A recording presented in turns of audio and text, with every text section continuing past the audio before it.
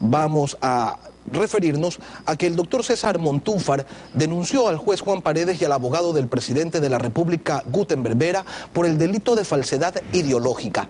Para ello, él presentó informes técnicos que certificarían que la sentencia contra Diario El Universo fue realizada por el abogado de la parte acusadora.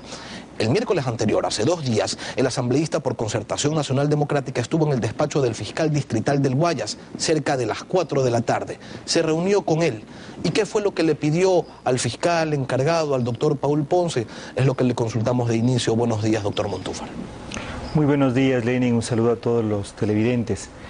Le pedí al fiscal que tomara en cuenta ya todos los elementos existentes que apuntan con claridad absoluta y certeza a determinar que el abogado del presidente de la República tuvo una participación muy activa. Es más, fue quien elaboró la sentencia en contra de Diario El Universo y Emilio Palacio. Existen ya suficientes elementos de convicción. Está la declaración de Jaime Martínez, que no ha sido llamado todavía a rendir su versión en la Fiscalía. Está la declaración de Mónica Encalada. Está el informe científico, técnico informático que yo presenté, en el que se determina con claridad que ese archivo en el que hubo la sentencia en contra de Diario El Universo corresponde exactamente, tiene la misma identidad informática de otro archivo firmado por el abogado Gutenberg Vera. Y está finalmente este video que fue presentado la semana pasada por la jueza Mónica Encalada, en donde se lo ve a Juan Paredes admitir que la sentencia le fue entregada por Gutenberg Vera. Así que hay suficientes elementos de convicción para que el fiscal, tome la decisión de iniciar ya la instrucción fiscal en contra tanto de Juan Paredes como de Gutenberg Vera. No puede este caso... Sí. Doctor Montúfar, en esta solicitud que usted realizó al fiscal, señala que el panorama penal es mucho más complejo y preocupante de lo que en un principio se pensó, porque ya no se trata solamente de que la sentencia la habría redactado el abogado de la parte acusadora. Habla usted del descubrimiento de nuevos elementos. ¿Qué más es lo que está pasando en la justicia? Sí, mire, yo creo que aquí estamos ante el caso de corrupción judicial más grave en la historia del país. Y lo que muestra este video no es solamente que Gutenberg Vera hizo la sentencia, se la entregó a Juan Paredes en la noche. Él dice, no me entregó en la tarde, sino en la noche. Sino que además el juez Paredes estaba amenazado, estaba atemorizado y está en el video claramente con miedo. Yo creo que eso por un lado. Por otro lado, hay otros delitos como que en realidad se había acordado que los jueces que participaban en este proceso iban a tener beneficios dentro de los concursos para los jueces. Es decir, ahí ellos están conversando sobre que no les han cumplido con los ofrecimientos. Entonces el asunto es mucho más grave. Pero lo más grave aún, y eso es lo que a mí me preocupa, y es la pregunta que yo hago frontalmente en este momento: ¿por qué el presidente Correa protege a Gutenberg Vera? ¿Por qué no permite que este proceso, que es vergonzoso no solo para la justicia ecuatoriana, sino para todo el país, continúe? ¿Por qué está negando, con esta protección que le hace a su abogado, el derecho que tenemos los ecuatorianos de conocer la verdad? Fíjese que en este caso, cuando el presidente perdonó los defectos de la sentencia con su acto de remisión, lo único que hizo fue dejar sin efecto el que los directivos de Diario El Universo y Emilio Palacio vayan a la cárcel y tengan que pagar los 40 millones. Pero esa sentencia sigue en firme, esa sentencia está vigente. Y esta sentencia es una sentencia terriblemente negativa, perversa, podríamos decir, para la libertad de expresión en el país, porque establece esta figura de la responsabilidad coadyuvante. En la reunión en la que usted le entregó este nuevo documento al fiscal, pudimos observar que allí señala usted que es innegable ya que la amenaza subjetiva está siendo utilizada políticamente para crear un miedo implícito, una violencia invisible, orientada a personas o a grupos que, dada su función o pertenencia a una organización pública, son muy vulnerables al poder presidencial. ¿Tiene usted más ejemplos de esta afirmación, además de este caso que usted señala como emblemático de Diario El Universo? Mire, yo creo que la noticia que en este momento Ecoavisa acaba de transmitir es otra muestra más de lo que estoy afirmando. ¿Cómo puede ser posible que el presidente Correa, por ejemplo, en una sabatina llame, convoque al Consejo de Participación, que además es parte de una función del Estado independiente, a formar una veeduría para certificar su inocencia en los contratos que tuvo su hermano con el Estado? Se forma esta veeduría saca conclusiones diferentes, establece que el monto de los contratos fue superior al que inicialmente había sido denunciado, dice con base en propias afirmaciones del presidente de la República que tenía conocimiento del tema, y ahora quienes fueron los ciudadanos que se prestaron patrióticamente para colaborar en este caso, en un ejercicio de transparencia, hoy van a ser acusados en la Fiscalía, hoy son perseguidos política y judicialmente, con todo el aparato del Estado en contra de ellos. ¿En qué país vivimos? Yo creo que esto no puede continuar. En realidad, estamos ante una situación en que el Poder Ejecutivo, en estos dos casos claramente está interfiriendo en la justicia. En el caso de Chucky Seven, de Diario El Universo, no estamos hablando únicamente de un pleito privado entre el presidente como ciudadano, un editorialista y un periódico. Estamos hablando de un caso que tiene enormes consecuencias sobre la libertad de expresión. En el caso igualmente de esta veeduría, estamos hablando de cómo de aquí en adelante ningún ciudadano va a querer aceptar un ejercicio patriótico de transparencia para poder determinar la verdad en una investigación sobre corrupción. Así no funciona una democracia. Ahora, según el presidente de la República, lo dijo en su cadena sabatina, en el video se trata de inducir a error al juez Paredes, y a criterio del primer mandatario, Juan Paredes no cae en ningún error. Lo invito a revisar un fragmento del video que presentó hace una semana ya la ex jueza Mónica Encalada.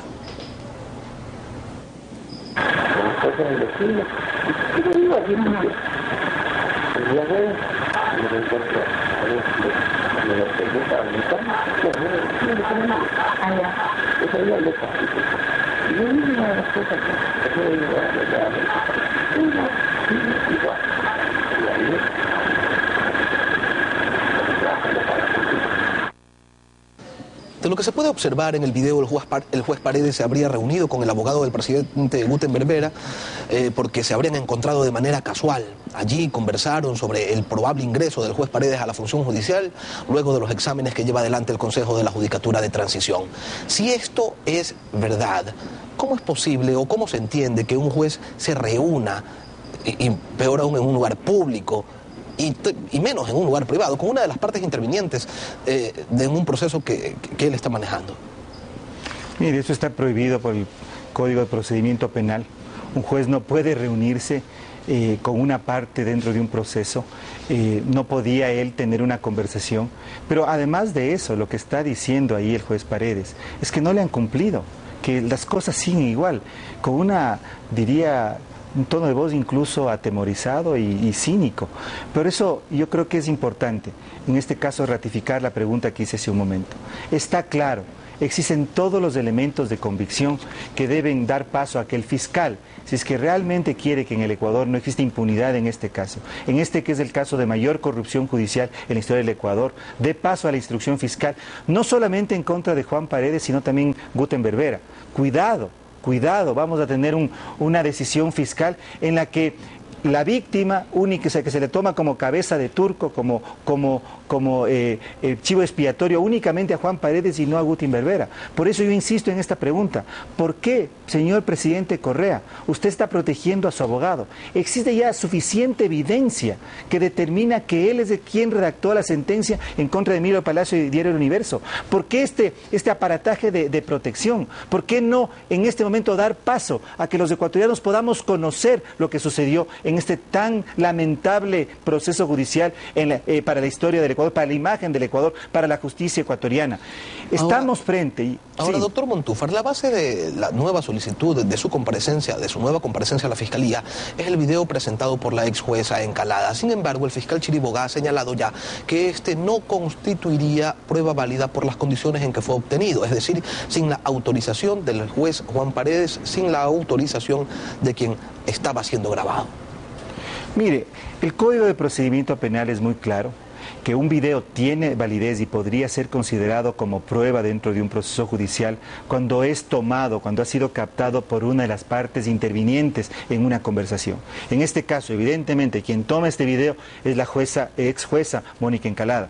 Dentro de la diligencia que yo del escrito que yo le presenté al fiscal Ponce el día miércoles, también le solicité, es algo que urgentemente se tiene que hacer. Se tiene que hacer un peritaje para determinar que la voz y que la imagen es fidedigna, que es real, que lo que se dice allí igualmente no está cambiado, no está trucado. Creo que eso es importantísimo para que este video entonces sea considerado como prueba. Pero más allá de este video están las declaraciones de ella, que entiendo el día de ayer ha sido llamada para el próximo miércoles 2 de mayo. Las declaraciones a Jaime Martínez, el ex técnico informático del Consejo de la Judicatura, que fue despedido y que también determinó que la sentencia en contra de Diario El Universo vino de un computador similar, con el mismo programa y el mismo usuario, es decir, el mismo computador que la otra sentencia de Guten Berbera en otro caso. Está también el informe técnico informático que yo presenté, es un informe elaborado con la más alta tecnología en el extranjero, para que de esa manera podamos conocer exactamente lo que ocurrió. Yo tengo la absoluta certeza. A propósito de esto, doctor Montúfar, revisemos otra parte del video que refiere justamente al pendrive y a los cambios en la redacción de la sentencia. ¿Qué pasó con ese pendrive? No. HP. ¿Que se mandaron en PDF o en Word? Aunque eso es lo de menos. Sí, lo de menos, porque igual eso se lo cambian ahí.